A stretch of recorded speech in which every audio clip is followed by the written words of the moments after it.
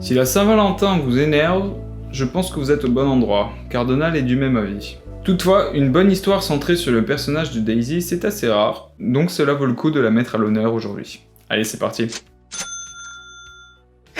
Nous sommes au 21e siècle, et comme vous l'avez sûrement constaté, Internet a pris une place très importante dans nos vies, tout comme les réseaux sociaux. Si Instagram n'existe pas à Donaldville, Instaquack a pris sa place, et pour le coup, Daisy y est plutôt accro. Tout son quotidien tourne autour de photographies qu'elle pourrait prendre afin de faire augmenter son nombre d'abonnés et surtout de montrer à tout le monde à quel point elle vit de manière ostentatoire presque, avec du succès. Malheureusement pour elle, s'il est bien vu de montrer son petit ami sur les réseaux sociaux et sa réussite aussi amoureuse, c'est difficilement le cas avec Donald qui ne prend pas trop la chose au sérieux, qui préfère se reposer, assister à un match de baseball sur son canapé plutôt que de perdre du temps, selon lui, à faire la course aux vues sur Instaquack. Bon, on voit bien que cela met quand même Daisy en colère, alors il décide de faire des efforts parce qu'il tient à elle malgré tout. Ils vont mettre presque en scène leur quotidien pour montrer à quel point Donald, quand même, c'est un monsieur qui en impose. Ils vont tout essayer, c'est-à-dire le fait de réparer sa voiture, qui bien sûr tourne au cauchemar, le fait de le voir faire un jogging au parc alors qu'en fait il est juste poursuivi par des créanciers,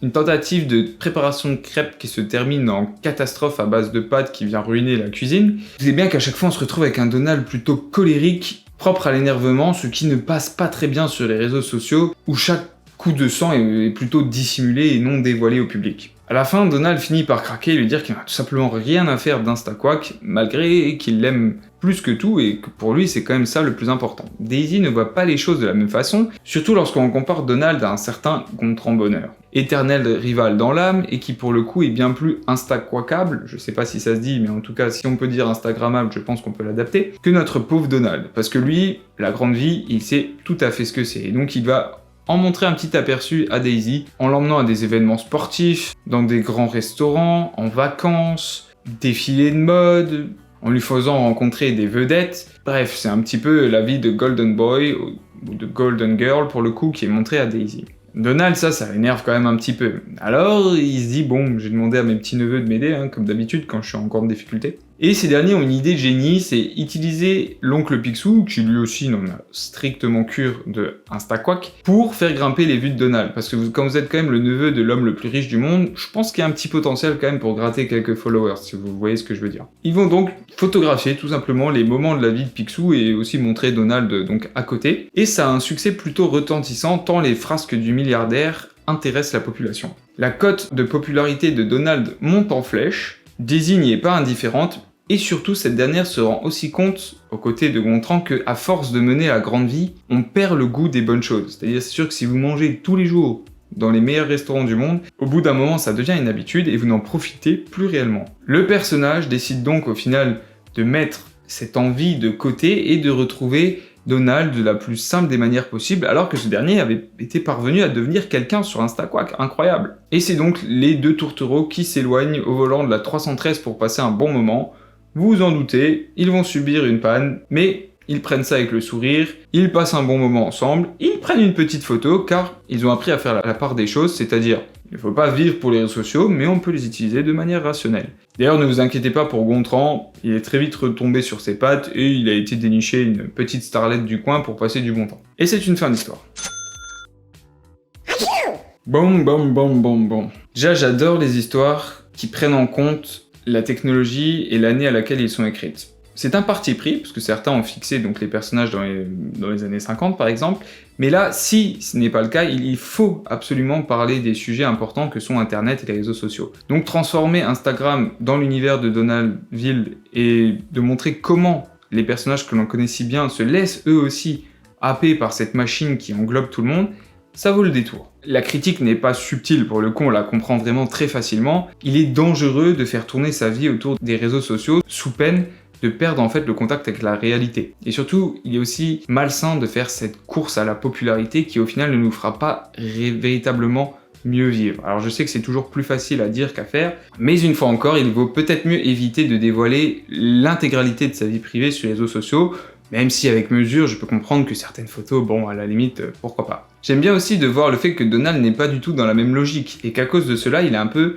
considéré comme un mouton noir de par certaines personnes de son entourage, et notamment quelqu'un qui lui est cher, c'est-à-dire Daisy. C'est un petit peu une bonne représentation de la pression sociale qui peut être assimilée aux réseaux sociaux, c'est-à-dire si vous n'en faites pas partie, vous allez être mis à l'écart, presque comme une personne à qui il manque un sens, c'est-à-dire que vous ne faites plus partie de la société à un certain niveau, et donc vous allez louper certaines opportunités, louper certaines connexions, louper certaines discussions avec les gens, ce qui n'est pas totalement faux, même si encore une fois je considère les relations humaines dans la véritable vie, on va dire, comme peut-être plus enrichissantes, même si, voilà, les rencontres à distance sont tout à fait possibles et peuvent se terminer sur des amitiés réelles et durables, comme le seraient tout simplement des discussions face à face.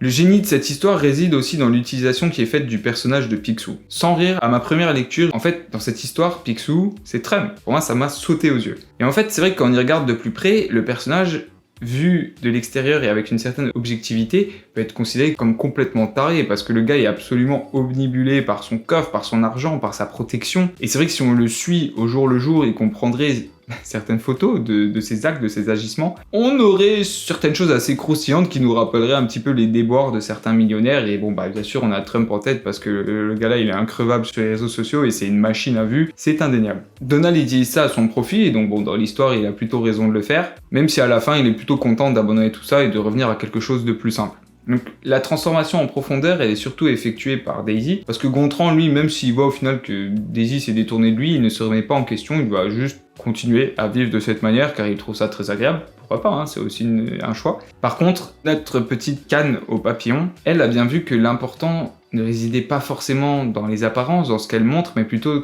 dans ce qu'elle vit. Donc elle se rapproche tout naturellement de Donald pour cette fois-ci développer une relation plus véritable et aussi lui pardonner certains défauts qui sont inhérents à sa personnalité. Elle n'en est pas dénuée non plus. Donald, bon, bah, il est toujours très drôle hein, dans cette histoire parce que bah, c'est une galère le gars au quotidien. Il a beau essayer certaines choses qui paraissent même normales pour le commun des mortels, ça tourne vraiment à la catastrophe et parfois on dirait qu'il a le destin contre lui, il peut tout simplement rien y faire, mais il continue à vivre ou peut-être survivre des fois.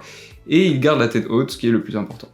Voilà, sinon j'adore le mot Instaquack. Si c'est toujours disponible et qu'il y a des gens qui travaillent dans ce domaine, vous devez le prendre, hein. Franchement ça sonne bien. Donc pour résumer, ce que j'aime c'est la nuance, et je trouve que cette histoire y arrive assez bien. Elle ne condamne pas totalement les réseaux sociaux, ce qui serait absurde parce qu'il y a aussi du bon à retirer de ces nouveaux moyens de communication, mais elle met en garde, et ça aussi c'est quand même quelque chose qu'il faut répéter, surtout peut-être aux gens un peu plus jeunes que moi, aux adolescents, aux enfants, car ces derniers sont plus sensibles à ce qui peut être posté, sont plus influençables, vont peut-être plus être obnubilés par devenir quelqu'un sur internet, et du coup c'est bien de leur rappeler qu'au final, c'est que des chiffres. Allez, j'espère que ça vous aura plu, on se dit à la prochaine,